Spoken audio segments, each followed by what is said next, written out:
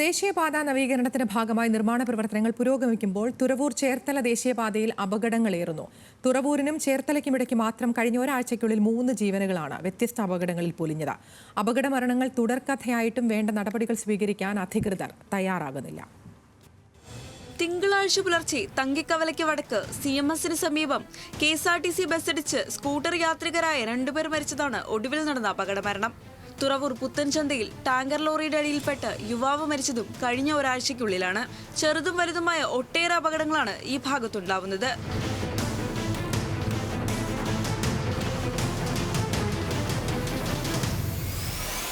വളരെ അപകടം കൂടുന്നതിൻ്റെ main case കേട്ട് ഞങ്ങളിപ്പോൾ രാവിലെ ഒരു തുറവൂർ എറണാകുളത്തേക്ക് ഒരു ഓട്ടം പോകുമ്പോൾ ഡബിൾ ലൈൻ ആയിരിക്കും അങ്ങോട്ട് പോകുന്നത്. ചിലപ്പോൾ വൈകിട്ട് തിരിച്ചു വരേണ്ട ഓട്ടമായിരിക്കും രാവിലെ പോകുന്നത്. ആ തിരിച്ചു വരുന്ന സമയത്ത് ഇത് സിംഗിളാക്കിയിരിക്കും. ആ സിംഗിളാക്കുന്ന സമയത്ത് നമുക്ക് പ്രതീക്ഷയില്ല.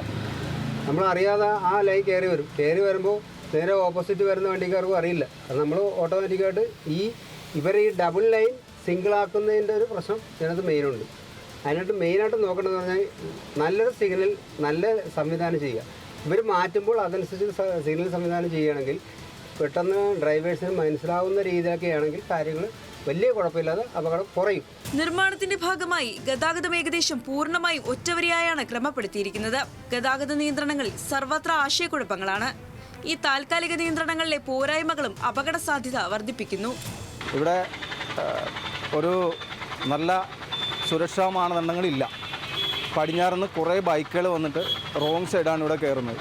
അതിന് ചില അപകടങ്ങൾ കഠിനമാനം നടക്കുന്നുണ്ട്. ഞങ്ങൾ തന്നെ കുറേ അപകടങ്ങൾ പറ്റിയ ആൾക്കാരെ അവരെ എടുക്കുകയും ഹോസ്പിറ്റലിൽ എത്തിക്കുകയും ചെയ്തിട്ടുണ്ട്. എന്നിട്ട് പോലും ഈ ഹൈവേ അതോറിറ്റി അതിൻ്റേതായ ഇപ്പോൾ തന്നെ നിങ്ങൾക്ക് കാണാവുന്നതാണ്. ഇവിടെ നോക്കി, ഇവിടുന്ന് വന്നവർക്ക് കറക്റ്റ് ഒരു റൈറ്റ് എന്നുള്ള ഒരു ചെറിയ ആരോ വെച്ചിരിക്കുന്നതല്ലാതെ അത് എപ്പോഴും ശ്രദ്ധിക്കപ്പെടണമെന്ന് പോലുമില്ല. പോലീസോ മറ്റു സർക്കാർ സംവിധാനങ്ങളോ നിലവിൽ പരിശോധനകൾ നടത്താത്തതും പ്രതിസന്ധിയാണ്. അപകടകരമായ നിയമലംഘനങ്ങൾ നിയന്ത്രിക്കാൻ പോലും പലപ്പോഴും അധികാരികളില്ലാത്ത സ്ഥിതിയാണ്. Thuravoor ആലക്കാപ്പറമ്പ്, Puthenchantha, Milma, പത്മാക്ഷിക്കവല, പൊന്നാംവെളി, Vayalar Kavala, CMS, Thankikavala, Ottappunna, Arthunkal bypass, x-ray തുടങ്ങിയ സ്ഥലങ്ങളിൽ അപകട സാധ്യത കൂടുതലാണ്. രാത്രിയാത്രയിൽ വഴിവിളക്കുകളുടെ അഭാവവും വെല്ലുവിളിയാണ്.